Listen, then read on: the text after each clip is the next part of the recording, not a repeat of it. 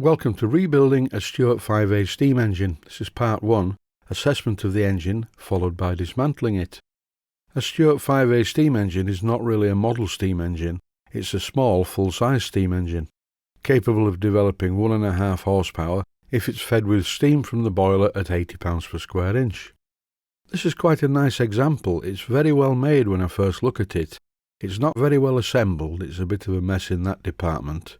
And one of the bearing top caps is actually broken, more about that later. But the rest of the engine looks very good, the parts are very well finished too. In my workshop I have a random collection of sockets like this in a box. So I rummaged through the box and found a couple of sockets that fit the common type of bolt found on this engine. I'll put the first socket to good use. I'm removing the bolts from the bracket that hold the valve gear to the steam chest. And as per usual, all the nuts and bolts go in one of these green containers you can see to the left, that way I don't lose them. Once the bracket was removed, I thought it would be a good idea to give it a clean first, because there's bits of oil underneath all of the parts on this engine, and I'm going to get very oily indeed. So I'm going to clean the engine as I go, although I won't be showing it all in the video. After removing the reversing arm bracket, I then removed the die block from the expansion link. And it's very important not to lose this component, so I'm putting it back complete with its pin in the valve fork. That way I know where it is. The valve fork is very loose on the shaft. It's a bit of a rattle fit and I will have to do something about this. I would think a bit of Loctite should sort it out. It's quite important with any fittings on shafts that are threaded that the fittings are tight. If they're sloppy, then the valve gear events will also be sloppy. And this can cause problems both when setting up the valve gear and when the engine is running. In this clip I'm removing the eccentric straps from the eccentric sheaves, and I do notice that some of these bolts are radically over tightened, and this distorts the gunmetal and makes the eccentric strap a tight fit on the sheave.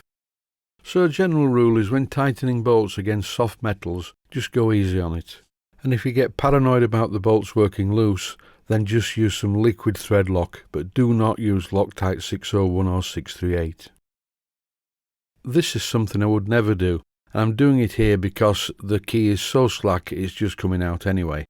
I'm using a pair of snipe nose pliers as a wedge.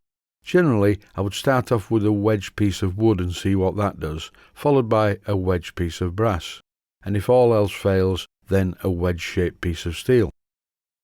The first eccentric, which is the water pump eccentric, just slid off as soon as the key was removed. The other eccentrics for the valve gear are also grub screwed to the shaft.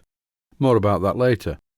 For now, all that remains to be done is to simply remove this bolt, which holds the eccentric strap to the expansion link, and now the valve gear can be removed in its entirety. And when I say remove this bolt, what I meant to say was remove this properly made pin. It's good to see that these components are held together by properly machined bearing pins, not just common garden bolts. And it's very common on model steam engines for the builder to get bored and just put a bolt in there. But as you can see, this is a proper pin. Right, once again, the bolts for the eccentric straps are really tight at one side and slack at the other side. And I'm being very careful not to round the end of the nuts and bolts using my adjustable spanner. And I know a lot of people hate adjustable spanners, but I love this one. It's a Barco, and Barco adjustable spanners are very good quality. And by using this adjustable spanner, it saves many hours of looking for individual spanners. I mentioned earlier about the broken bearing top cap, and here it is. When I examine this broken component closely, I can clearly see that most of the metal in between the two parts is very, very dark, apart from a very thin line of lighter coloured metal, where it finally broke off. So what I'm going to do, for a couple of reasons, one is it's quicker and the other is it will make an interesting video, is I'm going to repair this, and if it doesn't work, if the repair is unsuccessful, I'll just make a new part. Time now I think to remove the flywheel, and in common with the keyway at the other side, the key is very slack. It popped out with no pressure at all. So when I come to reassemble this engine, I have choices. 1. Make new keys. 2. Use shims to make sure that the keys are a tight fit in the slot. This is a view of the top cap that isn't broken, and I think I can see one of the possible reasons that the other side top cap was broken. These two gaps are supposed to be the same. The top cap has been put in at a very clumsy angle, and any over tightening going on at this angle is just going to smash one of the side lugs. The big problem is that if you don't put the top caps on squarely, as the top cap pinches into the bearing, and top caps are painted, the paint sticks to the bearing, and then it's difficult to remove, so then people live with it and accidents happen.